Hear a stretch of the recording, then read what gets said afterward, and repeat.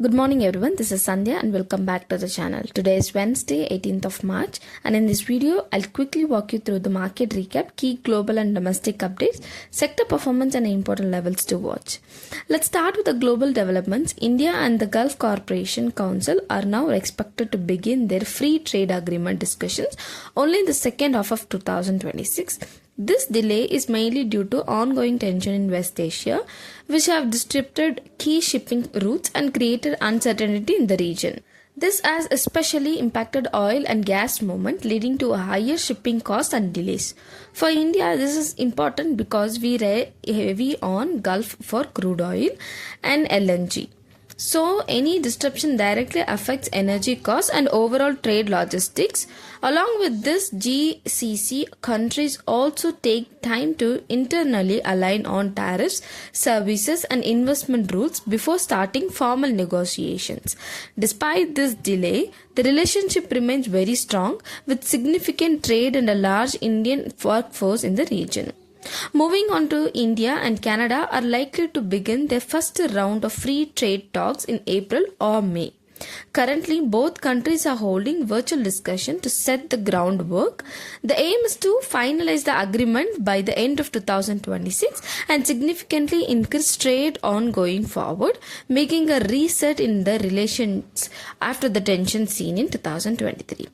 At the same time, India's trade agreement with the UK is expected to become operational in April once it gets approval from the UK Parliament.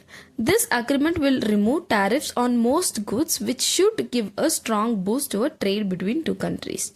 Now coming to the market, Nifty 50 extended its gains for the second straight session, filling the bearish gap from the March 13 and rallying over 600 points from the recent low of 22,955. On the chart, it formed a bullish candle with both upper and lower long shadows supported by short covering and decline in the volatile index.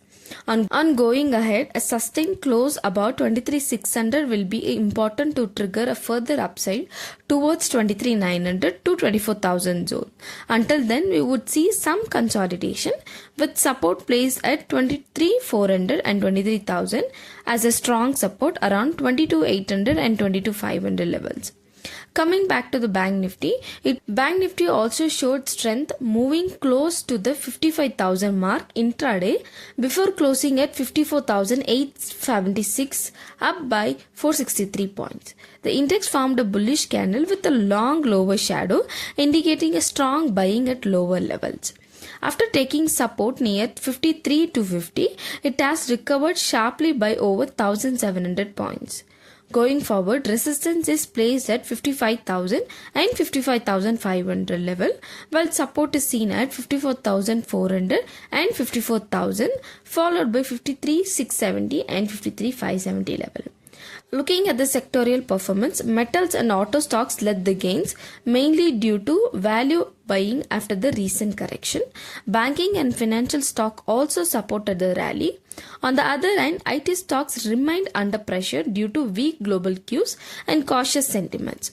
Overall, it was a relief rally with the buying and beaten down sectors, while global concerns kept gains in the check. In terms of institutional activity, FIA continued to remain net sellers, offloading equities worth of 4,741 crore.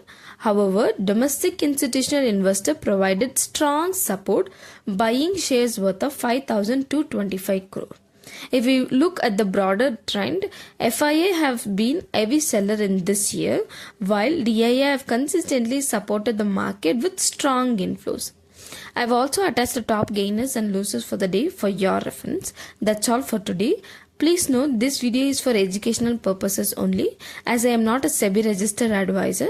Please do not make any investment decision based on this content. If you found this video useful, do subscribe to the channel and leave a comment. It really motivates me to keep improving and bring a better insights for you. Thank you for watching and I'll see you in the next video.